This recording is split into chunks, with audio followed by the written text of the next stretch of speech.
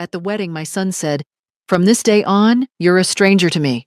I choose my wife." I calmly smiled and withdrew my $70,000 check.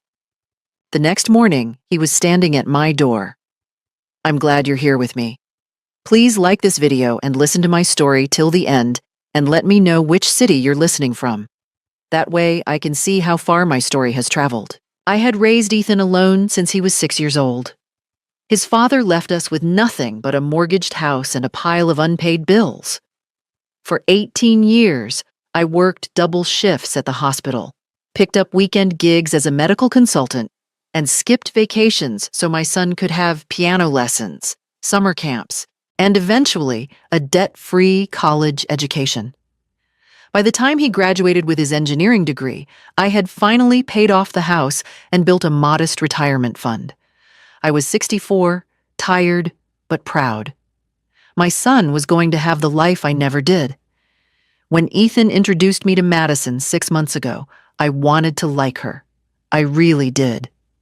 She was beautiful, blonde, polished, with perfectly white teeth and a wardrobe that screamed money. But something felt off from the beginning. The way she looked at my living room furniture with barely concealed disdain, the comments about updating my style, and finally getting some help around here. The way she steered every conversation back to herself. "Mom, Madison's family owns 3 car dealerships," Ethan told me one evening, his eyes shining. "Her dad says I could work there, make twice what I'm making now." I smiled and said nothing, but my stomach tightened. My son had worked so hard for his engineering position. Why would he throw that away? The engagement happened fast. Too fast. 2 months after they met, Ethan showed me the ring, a massive diamond that must have cost more than my car. "Her parents are helping with the wedding," he said quickly. "They insist on paying for everything." Everything except my contribution. I had saved $70,000 over the past 5 years, specifically for this moment. It was supposed to be my gift to my son, a down payment on his first house, or seed money for his future. When I told him about it, his face lit up like a child's on Christmas morning. But Madison's face showed something else entirely. Calculation. The wedding was set for June at an expensive country club. Madison's family invited 300 guests. I was allowed to invite 12. When I asked about the seating arrangements, I discovered I'd been placed at a table in the back, far from the family tables, next to people I'd never met. "It's just how the layout worked out, Mom," Ethan said, not meeting my eyes. The day of the wedding arrived. I wore my best dress. A simple navy blue suit I'd bought for the occasion. Madison wore a gown that probably cost more than my first car. The ceremony was beautiful in that cold, magazine-perfect way. I cried, but not for the reasons people probably thought. At the reception, I watched my son dance with his new wife, then with her mother, then with her grandmother. The band played on. I sat at my table in the back, smiling politely at strangers, waiting for the moment when he would come ask me to dance. It was tradition, wasn't it? The groom dances with his mother, but he never came. Instead, Madison's father gave a long, booming toast about welcoming Ethan into the family and gaining a son. No mention of the family Ethan already had. No mention of me. I felt something crack inside my chest. Then came the moment with the checks. The best man announced that the newlyweds would be accepting monetary gifts at the head table. I stood up, smoothed my dress, and walked through that sea of expensive suits and designer gowns to where my son sat with his bride. I placed the envelope containing my $70,000 check on the table in front of him. "For your future, sweetheart," I said softly. Ethan picked it up, glanced at the amount, and his eyes went wide. But before he could speak, Madison leaned over and whispered something in his ear. His expression changed, hardened. He looked up at me, and I barely recognized the man I saw. "Mom," he said loudly enough for nearby tables to hear, "from this day forward, you're a stranger to me. I choose my wife." The room seemed to stop breathing. I stood there, frozen, as Madison smirked behind her champagne glass. I smiled. Calmly reached down and picked up the envelope. I understand, I said quietly. Choose wisely. And I walked out. I didn't sleep that night. I sat in my kitchen, still wearing that navy dress, staring at the envelope on my table. $70,000. 5 years of saving. 5 years of skipping dinners out, of driving my old car longer than I should have, of saying no to every small luxury. For what? For a son who called me a stranger? The sun rose slowly, painting my kitchen walls gold. I made coffee. My hands shook as I poured it. Was this real? Had my son really chosen a woman he'd known for 6 months over the mother who'd sacrificed everything for him? My phone buzzed. A text from my friend Patricia, who'd been at the wedding. Margaret, honey, are you okay? What happened? I didn't respond. I couldn't find the words. Around 9 in the morning, I heard a car in my driveway. My heart leaped. Maybe Ethan had come to apologize, to explain that Madison had pressured him, that he'd had too much champagne, that he didn't mean it. I looked out the window. It was Ethan's car. He was alone. I opened the door before he could knock. He stood there on my porch, looking disheveled, his tuxedo shirt wrinkled and untucked. His eyes were red-rimmed. Mom, he started. About last night. You called me a stranger, I said evenly. Madison was upset that you tried to make such a big gesture in front of everyone. She thought you were trying to upstage her on her wedding day. Her wedding day, not their wedding day. So you threw away your mother to protect your bride's ego? I asked. He flinched. It's not like that. Look, Mom, I came here to... Madison and I talked, and we think it would be best if you gave us some space for a while. Let us start our marriage without interference. Interference. I repeated the word like it was poison. You know what I mean. Madison's family is very close-knit, and she wants me to be part of that. It's important to her. And honestly, he looked away. Honestly, I think you're jealous. You're jealous that I have a wife now, that I don't need you anymore. The words hit me like physical blows. I see, I said quietly. And the money? He had the decency to look uncomfortable. Well, since you took back the check, I assume you didn't really want to give it to us anyway. Madison said it was probably just for show.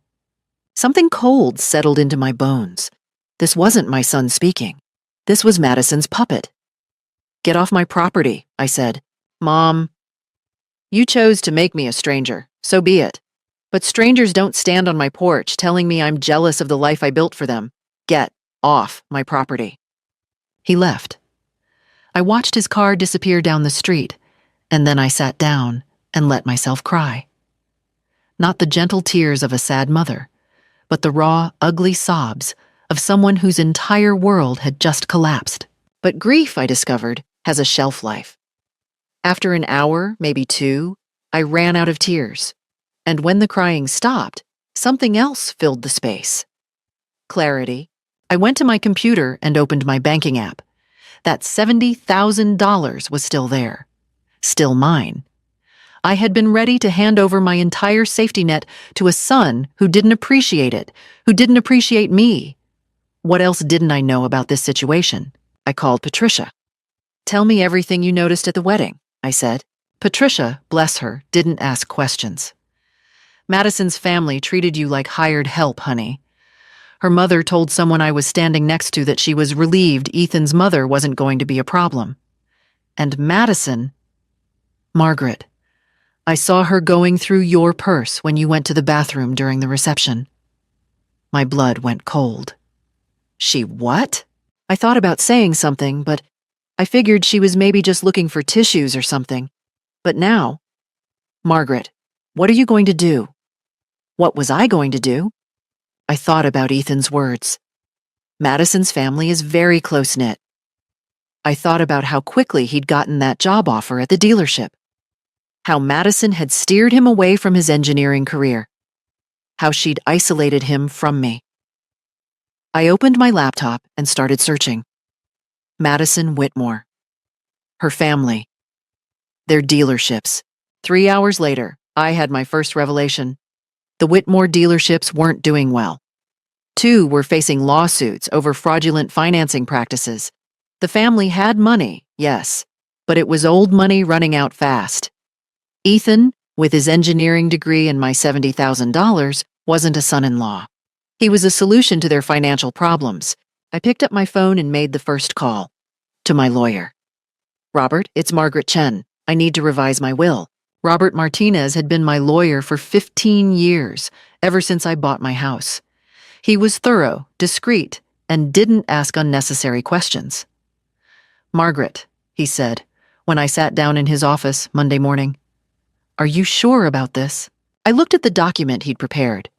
My will, completely revised. Ethan's name removed entirely.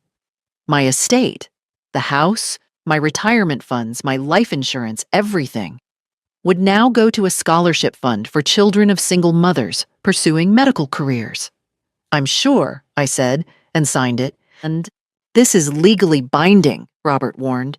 If something happens to you, your son gets nothing. That's the point. He studied me for a long moment.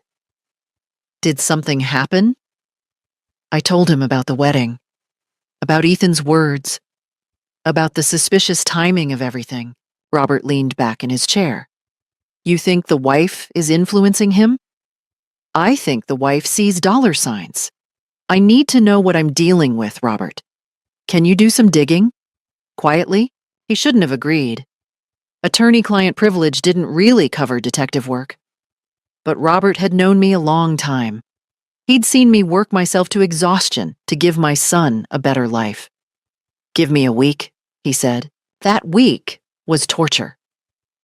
I went to work at the hospital, smiled at my patients, came home to my empty house. Ethan didn't call, didn't text. It was as if I'd ceased to exist for him. But I noticed something else. My neighbors, the Hutchinsons, mentioned they'd seen a silver BMW drive slowly past my house several times. Madison's car. Is everything all right, Margaret? Mrs. Hutchinson asked. Is someone bothering you? Just family stuff, I said lightly. But I installed a doorbell camera that evening. The footage proved interesting. Madison had driven by my house 6 times in 4 days. Once, she'd even gotten out and peered through my front windows. What was she looking for? Robert called me on Thursday. Margaret, we need to talk. Not over the phone. Can you come to my office? I was there in 20 minutes. He spread documents across his desk. Financial records, public filings, court documents. The Whitmore family is in serious trouble, he said. The dealerships are hemorrhaging money. They've got 2 active lawsuits for predatory lending practices, selling cars to people who clearly couldn't afford them, then repossessing and reselling the same vehicles multiple times. They're facing potential criminal charges. I felt my stomach drop. And Madison? Madison Whitmore has a history. She was engaged twice before, both times to men with significant assets. Both engagements ended badly. One filed a restraining order claiming she'd stolen from him. The other just disappeared from social media and public records around the time of their split. You think she's a con artist. I think she's someone who sees marriage as a business transaction. And your son, with his stable job and what she probably assumed was a wealthy mother, he trailed off. She thought I'd be funding their lifestyle. More than that. Robert pulled out another document. I found something else. Madison filed paperwork to add her name to Ethan's bank accounts 3 days after the engagement. She's also been making inquiries about his employee benefits, his 401k, his insurance policies. My hands clenched into fists. There's more, Robert said quietly. I pulled Ethan's credit report, with his previous written permission from when he asked me to review a car loan a couple years ago. Margaret, he's taken out $45,000 in personal loans in the past 2 months, all of them used for wedding expenses and a business investment in the Whitmore dealerships. $45,000. My son was drowning in debt, and he didn't even know he was being used. I need proof, I said. Something concrete that will make him see what she is. Robert hesitated. Margaret, your son is an adult. Even if we show him evidence, he might not want to see it. Men in love, or men who think they're in love, they don't always think clearly. Then I'll make it impossible for him to ignore. I left Robert's office with a plan forming. But first, I needed to see just how deep Madison's deception went. That evening, I did something I wasn't proud of. I called Ethan. Mom? He sounded surprised. I've been thinking about what you said. I lied smoothly. About giving you space. You're right. I was being overbearing. I'd like to apologize to both you and Madison. Could I take you both to dinner? This Saturday? Silence. Then, let me ask Madison. Of course he had to ask permission. He called back an hour later. Madison says Saturday works. But Mom, this doesn't mean everything goes back to normal. We're still setting boundaries. I understand, I said. And I did. I understood perfectly. Saturday came. I chose an upscale restaurant, the kind Madison would appreciate. I got there early and had a quiet word with the manager, an old friend whose daughter I'd treated in the ER years ago. When Ethan and Madison arrived, I was already seated, smiling. Madison looked radiant and smug. She was wearing jewelry I recognized from photos of the wedding, pieces that had probably been bought with my son's debt. Margaret, she said, not quite warmly. This is a surprise. I wanted to clear the air, I said. I was out of line at the wedding. Ethan relaxed, visibly. Madison's smile sharpened. She thought she'd won. We ordered, made small talk. Madison dominated the conversation, talking about their honeymoon plans, first class to Bali, more debt, I thought grimly. Their apartment hunt, she wanted a penthouse. Their future. Then, over dessert, I made my move. I've been thinking about that wedding gift, I said casually. The check I took back. It was childish of me. I'd like to give you something instead. Ethan's eyes widened. Madison leaned forward, trying to look gracious, but failing to hide her greed. That's very generous, Margaret, she purred. I thought I'd help with the down payment on a house, I continued. But I'd need to see your financials first. Make sure the money is used wisely. I'm sure you understand. I worked hard for it. Madison's face froze. What kind of financials? She asked carefully. Bank statements, credit reports, debt obligations, standard stuff. My financial advisor insists. I smiled warmly. Just to make sure my investment is protected. Investment? Ethan looked confused, but Madison understood perfectly. Her mask slipped for just a second, and I saw pure rage flash across her face before she composed herself. That won't be necessary, she said coldly. We don't need your money if it comes with strings attached. Madison, Ethan started. No, Ethan. Your mother is trying to control us. This is exactly what I was worried about. She stood up. We're leaving. Ethan looked between us, confused and hurt. But he stood up too. I'm sorry, Mom, he said quietly. I thought you'd changed. They left me sitting there, but I wasn't upset. Because I'd gotten exactly what I needed. Confirmation. Madison didn't want scrutiny. She couldn't afford it. And now I knew exactly what to do next. Monday morning, I walked into the police station. I'd thought about this carefully. What Madison had done, going through my purse at the wedding, was minor, but it established a pattern. Combined with what Robert had uncovered about her past, about the restraining order, about her suspicious financial maneuvering with my son, I had enough to at least file a report. Officer Davis listened to my story, took notes, and was sympathetic, but realistic. Ma'am, what you're describing is concerning, but it's not necessarily criminal. Your son is an adult who made his own financial decisions. But she has a history of this, I pressed. She targets men, drains them financially. Do you have proof she's stolen from your son? Forged his signature? Committed fraud? I didn't. Not yet. Let me file this as an informational report, Officer Davis said. If anything escalates, we'll have it on record. And if your son wants to come in and report identity theft or financial abuse, we can help him then. It wasn't much, but it was something. A paper trail. When I got home, there were 3 messages on my phone, all from numbers I didn't recognize. I played them. The first was a woman's voice, professional. "This message is for Margaret Chen. This is Anderson and Associates Law Firm. We represent Madison Whitmore Chen. Please contact us regarding a legal matter." My blood went cold. Whitmore Chen? She'd hyphenated their names? Ethan had never mentioned that. The second message was similar. The third was different. A man's voice, smooth and vaguely threatening. "Mrs. Chen, this is David Whitmore, Madison's father. I think we need to have a conversation about your behavior toward my daughter and son-in-law. Call me." They were circling the wagons. I called Robert immediately. "Don't return any of those calls," he advised. "Let me handle this. If they've actually filed something, they'll serve you papers. Until then, don't engage." But the psychological warfare had just begun. Over the next 3 days, I received dozens of calls from unknown numbers.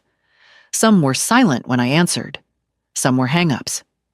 My doorbell camera caught Madison's car driving past my house at odd hours, midnight, 3 a.m., dawn. Then the letters started arriving.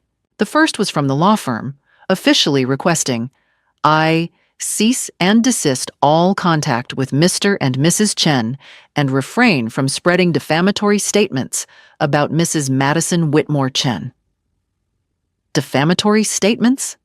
I'd barely spoken to anyone about this, unless I called Patricia. "Did anyone contact you asking about what I've said about Madison?" "Yes." Patricia sounded alarmed. "Some lawyer called yesterday asking if you'd been making false accusations about Madison. I told him to go to hell, but Margaret, what's going on?"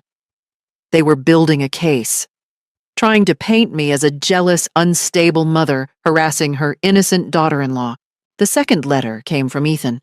Not a phone call, a letter, stiff and formal, probably dictated by Madison or her lawyer. "Dear Mom, your continued interference in my marriage is unacceptable. Madison has shown me evidence of your attempts to damage her reputation and turn me against her. I'm asking you one final time to respect our boundaries. If you continue this behavior, I will have no choice but to pursue legal action for harassment. Ethan." I read it 3 times. My son threatening to sue me. I should have felt devastated. Instead, I felt energized, because desperate people make mistakes, and Madison was clearly desperate. Robert called that evening. "Margaret, I need you to come to my office tomorrow. I've found something." The next morning, he showed me bank records, not Ethan's, but Madison's.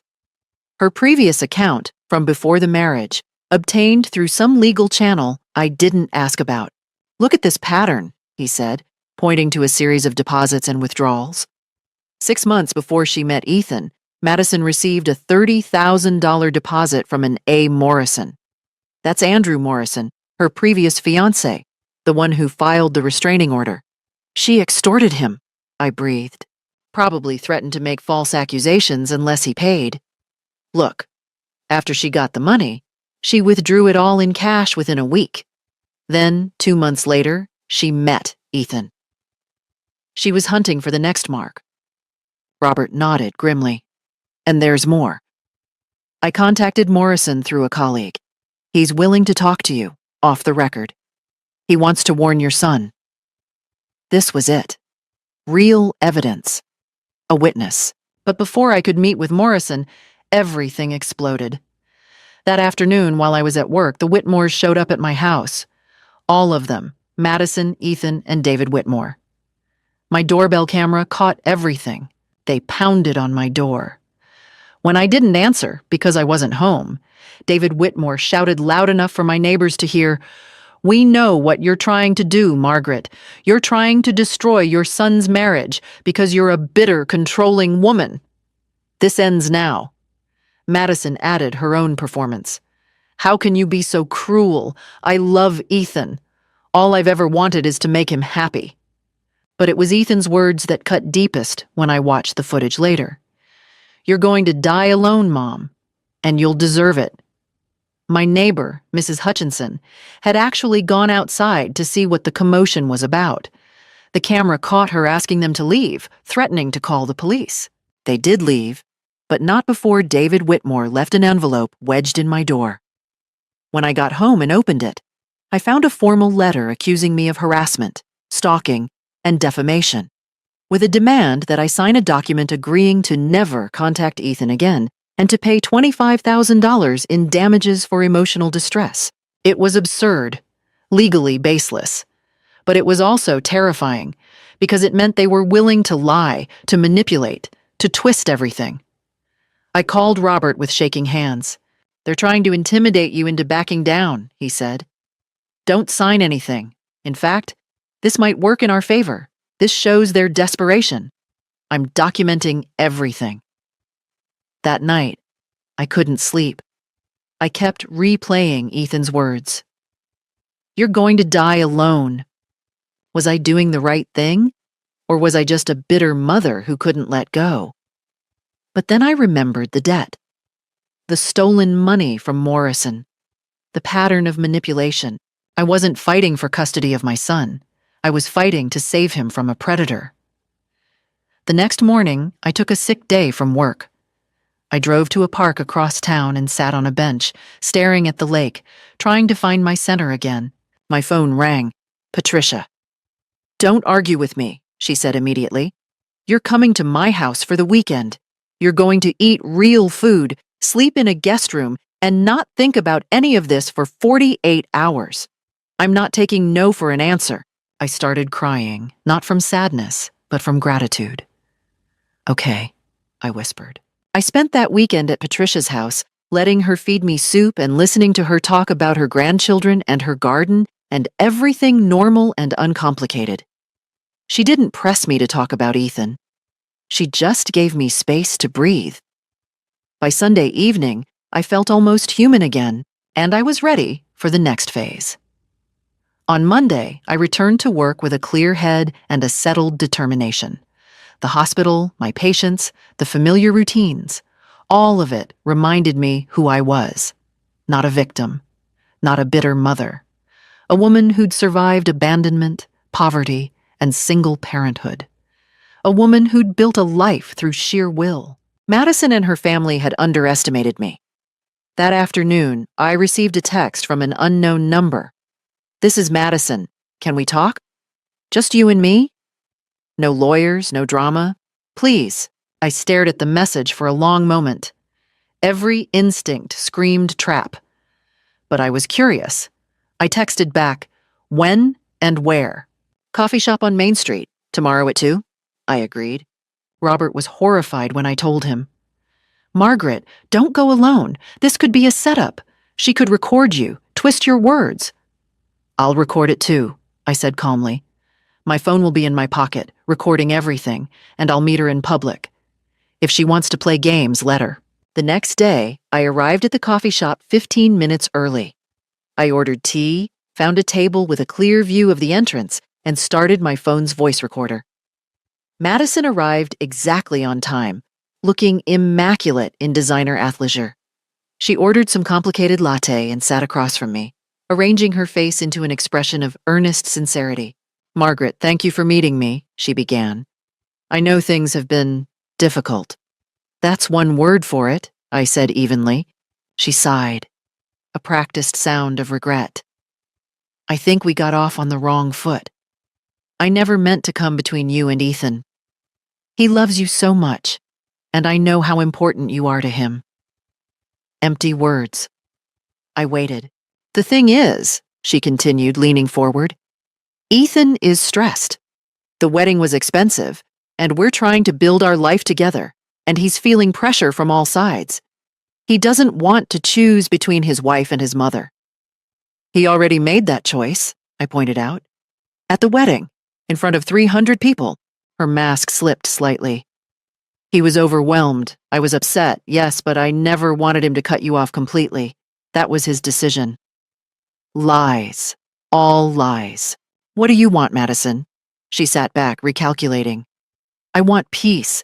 I want us to be family. And I think I know how we can make that happen. Here it comes, I thought. The money you were going to give us, she said carefully. The $70,000. If you still wanted to give us that gift, not as control, just as a mother's love for her son, I think it would mean a lot to Ethan. It would show him that you accept our marriage, that you support us. You want me to pay you to let me see my son. It's not like that. It's exactly like that. I kept my voice calm, almost amused. You're holding my relationship with Ethan hostage until I hand over $70,000. That's extortion, Madison. Her eyes flashed. That's a very serious accusation. Yes, it is. Just like fraud is a serious accusation, and identity theft, and financial abuse. She went very still. What are you talking about? I'm talking about the $45,000 in loans Ethan has taken out in the past 2 months. Loans he probably didn't fully understand he was signing for. Loans that benefited your family's failing business. Madison's face hardened. The mask was gone now. You've been investigating me, she said coldly. I've been protecting my son. Your son is an adult who doesn't need your protection. He chose me. He loves me. And nothing you dig up or lie about is going to change that. I haven't lied about anything. She leaned forward, her voice dropping to a hiss. Listen to me very carefully, Margaret. You can accept this situation gracefully. Give us the money you promised, and maybe we'll let you be part of Ethan's life in some limited capacity. Or you can keep fighting, keep making accusations, and I will bury you. I will make sure Ethan never speaks to you again. I will make sure everyone in this town knows what a vindictive, jealous mother you are. I will ruin you. I took a sip of my tea, completely calm. Are you finished? She blinked, thrown by my lack of reaction. Because here's what's actually going to happen, I continued softly. You're not getting a penny from me. Not now, not ever. And eventually, Ethan is going to figure out what you are. Maybe it'll take a month, maybe a year, maybe longer. But he'll see it. Because people like you always get greedy. Always overplay your hand. You're delusional. When that happens, when he comes to me, and he will, I'll be there. Not with money. Not with I told you so. Just with open arms. Because he's my son, and I'll always be his mother. No matter what you do. Madison stood up abruptly, her chair scraping loudly. Several people looked over. You'll regret this, she said, loud enough for nearby tables to hear. You're mentally unwell, Margaret. Everyone can see it. She stormed out. I sat there for another 10 minutes, finishing my tea, letting my heart rate slow. My phone had recorded everything. When I got home, there was a package on my doorstep. No return address. Inside was a framed photo from Ethan's wedding. Madison and Ethan kissing, looking blissfully happy. Across the bottom, someone had written in permanent marker, "His real family now." I threw it in the trash. But I also forwarded the recording of my conversation with Madison to Robert, who sent back a single text. This is gold. She just confessed to leveraging your relationship with Ethan for money. That evening, Patricia called. How are you holding up? I'm okay, I said. And I meant it. Good. Because the ladies from our book club want to take you to dinner this Friday. We're worried about you, honey. I'd been avoiding my friends, embarrassed by the whole situation. But Patricia wasn't taking no for an answer. Friday evening, I found myself at a restaurant with 6 women who'd known me for years. They didn't pry. They didn't offer useless advice. They just surrounded me with warmth and normalcy. Susan, whose husband had left her for a younger woman, squeezed my hand. You're stronger than you know, Margaret. And whatever happens, you're not alone. Linda, who'd lost her daughter to drug addiction, added quietly, sometimes loving someone means letting them make their own mistakes. It's the hardest thing in the world. But you can't save people who don't want to be saved. I cried then, but they were healing tears. I went home that night feeling fortified. Madison and Ethan could threaten, intimidate, manipulate, but I had something they didn't. Real relationships built on years of trust and mutual support. And I was going to need those relationships for what came next. Because Madison wasn't done yet, not by a long shot. 2 weeks of silence, no calls, no drive-bys, no threatening letters. I almost started to relax. Then, on a Tuesday evening, my doorbell rang. I checked the camera feed on my phone. Ethan and Madison stood on my porch. But something was different. Ethan looked tired, haggard even. Madison was smiling, but it was her press-on, public smile. "Mom," Ethan called out. "Please, we just want to talk. No fighting. We're here to apologize." I hesitated. Every instinct said don't open the door. But he was still my son. And he looked defeated. I opened the door but left the security screen latched. "Say what you came to say." Ethan's eyes were pleading. "Can we come in? Please? I know you're angry, but we're not angry," Madison interrupted smoothly, placing a hand on Ethan's arm. A possessive gesture disguised as affection. "We're concerned. We've had time to think, and we realize there's been a lot of miscommunication." "Miscommunication," I repeated flatly. "Yes," Madison continued, her voice honey-sweet. "Ethan has been so stressed, and I've been protective of our marriage, and you've been going through something. We understand that." Going through something? As if I were the unstable one. "We want to start over," Ethan said earnestly. "Clean slate. We'll have dinner like a real family. You can get to know Madison properly. She's not the person you think she is, Mom." I looked at my son, really looked at him. He'd lost weight. There were dark circles under his eyes. His shirt was expensive but wrinkled. And when Madison squeezed his arm, I saw him wince slightly. "Where are you living?" I asked quietly. "We have an apartment downtown," Madison answered quickly. "Ethan's been working so hard to make it perfect for us." "I asked my son, not you." Madison's smile tightened. Ethan shifted uncomfortably. "It's temporary," he said. "Madison's dad got me a position at the dealership, so I left my engineering job. The pay is really good once the commissions start coming in." "You quit your engineering job?" My voice came out sharper than I intended. "Ethan, you worked so hard for that position. You loved that work." "Things change, Mom. I'm married now. I have different priorities." Madison's priorities, I thought. She'd isolated him from his career, just like she'd isolated him from me. "May we come in?" Madison asked again. "This is awkward," talking through a screen door. Against my better judgment, I unlocked the screen. They entered my living room, the same living room Madison had looked at with such disdain months ago. Now she was all compliments. "Oh, Margaret, your home is so cozy.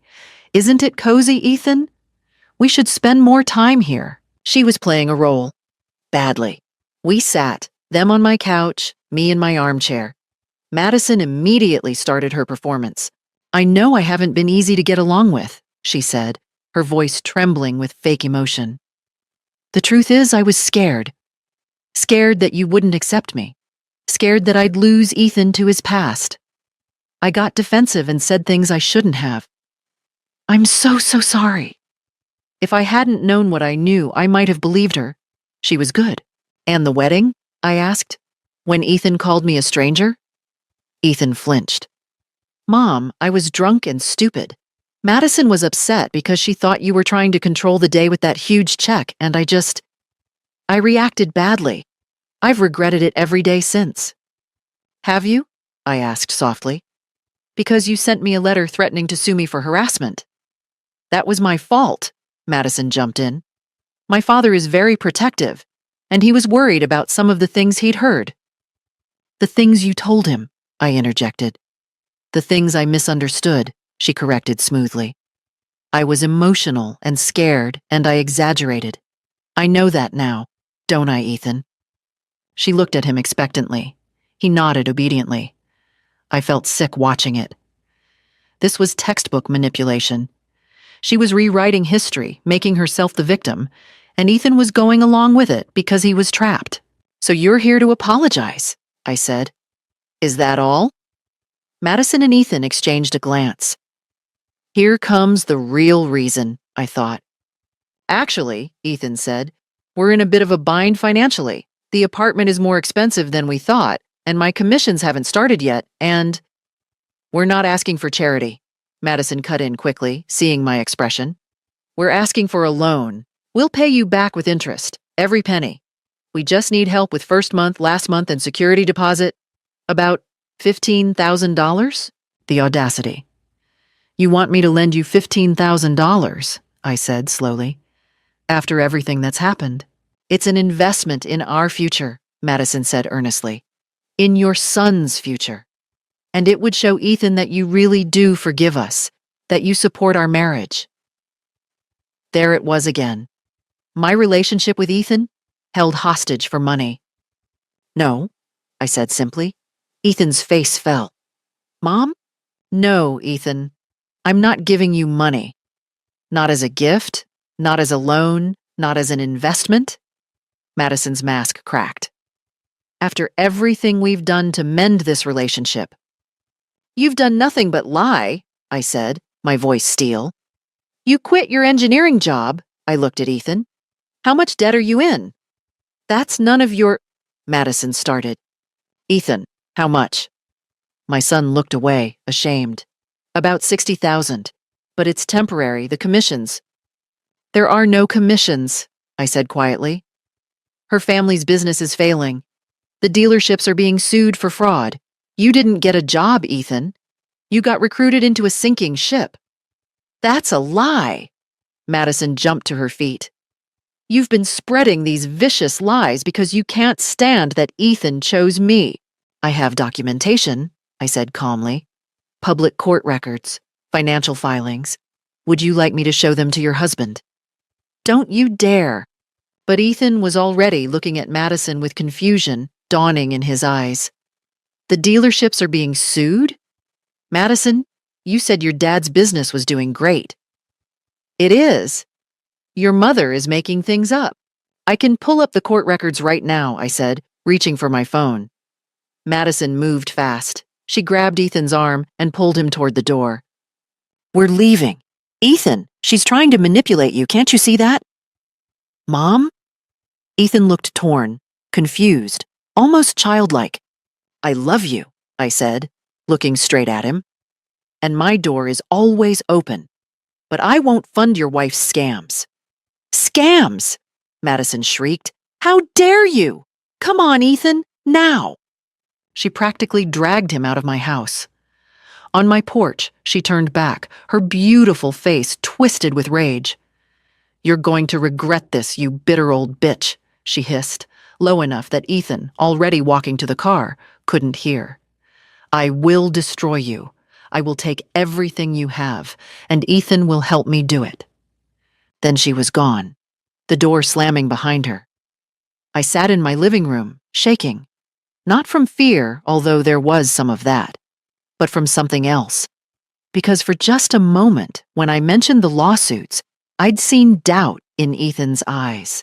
Doubt was a crack in Madison's armor, and cracks could widen. I called Robert. They just left. Madison threatened me again, but more importantly, Ethan didn't know about the lawsuits. He's starting to question things. "Good," Robert said, "because I have news. Andrew Morrison, the ex-fiancé, is willing to testify. And I found 2 more men that Madison was involved with. They're both willing to talk to Ethan if we can arrange it." "Do it," I said, "whatever it takes." That night, I barely slept. Every sound made me jump.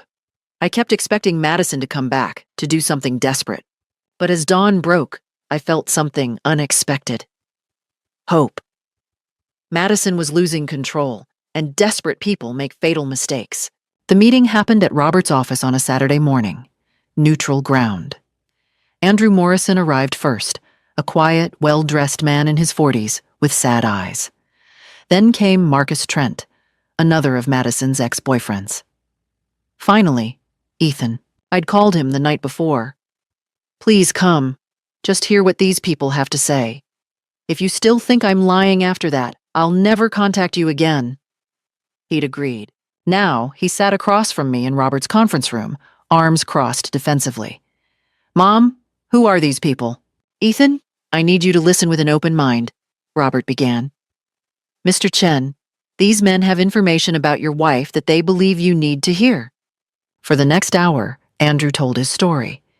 How Madison had moved in quickly, isolated him, gained access to his bank accounts. When he'd noticed money disappearing, she'd threatened to accuse him of abuse unless he paid her $30,000. "I paid it," Andrew said. "I got a restraining order, but by then she'd disappeared." Marcus went next. Same pattern. Financial manipulation. When confronted, Madison vanished with $20,000 worth of his belongings. Robert laid out documents, bank statements, court records, the restraining order, photos of Madison with each man, looking exactly as she looked with Ethan. "This is her pattern, Ethan," I said quietly. "Find a decent man, love bomb him, isolate him, take what you can, move on." Ethan shook his head. "Madison loves me. We're married. She's pregnant." The room went silent. "She's what?" I whispered. "Madison's pregnant. We're going to have a baby." He looked desperate. "People change for their kids, right?" "Ethan," Andrew said gently, "Madison told me she was pregnant too. I paid for the abortion. She was never pregnant at all." "Tests can be faked," Marcus added quietly. "What doctor is she seeing?" I asked. "Have you been to an appointment with her?" Ethan hesitated. "She's going to schedule our first appointment together next month." "Next month?" "Always later. Ask her to take a test at a doctor's office today," I said. "If she's really pregnant, wonderful. If she's not." He stood abruptly. "I need to think." "Check your credit report," Robert said. "Your bank accounts, just to be safe." Ethan left. That evening, he called. His voice was hollow. "I checked my credit report. 3 credit cards I didn't open. $32,000. Identity theft." I confronted Madison. She cried, said it was for wedding expenses. Then I asked her to take a pregnancy test at a doctor's office. He paused. She refused. Said if I really loved her, I'd believe her. Then she locked herself in the bedroom. "Where are you now?" "In my car. I don't know what's real anymore." "Come home." 30 minutes later, my son sat in my kitchen looking devastated. "I called you a stranger at my wedding. How can you even stand to look at me?" "Because you're my son, and I love you." He broke down sobbing. I held him. "What do I do now?" "Now we call the police. We report the identity theft. We get you a lawyer, and we get you out of this marriage." The next morning, Ethan filed a police report. By afternoon, Madison knew. My phone exploded with her texts escalating from pleading to threatening. I blocked her. That evening, Madison appeared on my lawn, screaming, "Margaret Chen, you've stolen my husband. You've ruined my life." I stepped onto my porch with my phone recording. "Madison, leave my property." "Ethan belongs with me. We're married." "Then sue me. Take me to court. Let a judge examine the evidence, the credit cards, the fake pregnancy, your history with Andrew and Marcus." She went still. Behind her rage, I saw fear. "You're bluffing. Try me." Police sirens. Madison fled. Inside, I finally let myself shake. It was done. Madison's mask had shattered. Ethan was safe. The divorce was fast and brutal. With evidence of identity theft, fraud, and Madison's documented history, Ethan's lawyer, Denise Keller, went for the jugular. Madison tried to fight. She claimed the pregnancy was real, but she'd miscarried from stress. She claimed the credit cards were a misunderstanding. But Denise was prepared. Andrew Morrison's testimony, Marcus Trent's testimony, bank records, police reports, and that video of Madison screaming on my lawn. "Your wife," Denise told the judge, "has a documented pattern of financial abuse spanning multiple relationships. This is criminal behavior." Madison's lawyer tried to paint Ethan as vindictive, influenced by his controlling mother. But it fell flat when Denise produced medical records showing Madison had never been to an OB/GYN and had purchased a fake positive pregnancy test online. The marriage was annulled within 60 days, not divorced, annulled, as if it had never existed. Fraud was the basis. The credit card companies removed the fraudulent debts from Ethan's name and went after Madison instead. She was facing criminal charges, identity theft, fraud, and forgery. The Whitmore family tried to make it disappear with money and lawyers, but the district attorney's office got involved. Madison had victims in 3 states. A pattern of financial crimes couldn't be swept under the rug. Madison took a plea deal. 18 months in prison, 5 years probation, restitution to all victims including Ethan, and a permanent record. David Whitmore's dealerships went into bankruptcy during the trial. The publicity brought renewed attention to the predatory lending lawsuits. The family lost everything. I should have felt triumphant, but mostly, I just felt tired. Ethan moved back home temporarily. He was a shell of himself, ashamed, depressed, struggling. "I threw you away for her," he said one night. "I called you a stranger. How can you forgive me?" "Because you're my son, and because you were manipulated. It wasn't your fault. It was my fault. I chose to believe her over you. And now you're choosing to rebuild. That's what matters." Therapy helped. He got his engineering job back. His former boss understood and gave him another chance. 6 months after the annulment, Ethan was living in his own apartment, modest, affordable, no debt. He'd learned to check his credit monthly. He'd learned that love shouldn't cost you everything. We had dinner every Sunday. Ethan slowly rebuilt the relationships Madison had destroyed. One Sunday, he brought flowers, just because. "I've been thinking about the wedding, about what I said to you. Ethan, I need to say this. I told you that you were a stranger, that I chose my wife. But you were never a stranger. You were the one person who loved me unconditionally, who sacrificed everything, who stood by me even when I pushed you away." I had to sit down, tears streaming. And when I was drowning, when I finally saw what Madison really was, you were still there. You didn't say, "I told you so." You just took me back. "You're my son. I know. And I want you to know that I see you now. Not just as my mom, but as Margaret Chen, this incredible, strong woman who saved her stupid son from himself." We both cried. Healing tears. Later, I sat in my garden watching the sunset. My phone buzzed. A news alert. Madison Whitmore Chen begins prison sentence for fraud. I didn't feel vindicated, just sad for everyone involved. But I also felt peace. My son was home. Back in my life. Back on a good path. And that $70,000? Still in my account. I set up the Margaret Chen Scholarship for children of single mothers pursuing medical careers. Ethan cried when I told him, "Mom, that money was supposed to be for me." "It is for you. It's making sure other kids like you get the same chances. That's a legacy worth more than a house." He hugged me tight. "I love you, Mom. I love you too, baby." Finally, everything was as it should be. 2 years passed. My life became richer than ever, not in money, but in what actually mattered. Ethan met Rachel, a kind architect with a young daughter named Emma. They dated for 2 years before he mentioned marriage. "After Madison, I trust your judgment more than my own," he told me. Their wedding was small and beautiful. When Ethan spoke his vows, he said clearly, "My mom supports me in everything, always has." I cried through the entire ceremony. I became Grandma Margaret to Emma. My house filled with her artwork and laughter. The scholarship fund grew. 3 students received full scholarships. Rachel announced they were pregnant. When baby Oliver was born, I was in the delivery room. Holding that tiny baby, my heart expanded in ways I didn't know were possible. My life was full. But what about Madison? She served 18 months in prison. When released, background checks flagged her everywhere. Her arrest record was public. A news station did a story. Romance scammer released from prison. Her photo was everywhere. The Whitmore family shattered. David's dealerships closed. He filed for bankruptcy, lost everything. Madison's mother divorced him and moved away, wanting nothing to do with her daughter. Madison cycled through minimum wage jobs, evicted twice. She tried writing a memoir as the victim. No publisher would touch it.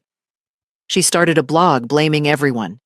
It had maybe 50 followers. 5 years later, Madison tried contacting Ethan, claiming she'd changed. But her email hinted, "I heard you got married again." Still fishing for information. "What do you want to do?" I asked. "Block her," Ethan said. "I have a real family now." Eventually, she stopped trying. Last I heard, she was working at a call center, alone. I didn't feel triumphant, just sad someone wasted their life on cruelty. But my days were too full of joy. Emma's laughter, Oliver's first steps, Sunday dinners with real love. I had won by building something better. And that was worth everything. So that's my story. I learned that love without boundaries is enabling. That manipulation thrives in isolation, but truth always surfaces. Real wealth is the people who show up for you. If someone you love is being manipulated, refuse to fund it, gather evidence, stay ready. Real love builds you up, not tears you down. What would you have done? Given the money? Walked away? Fought? Leave a comment. Share this. Maybe it'll help someone else. Thank you for listening.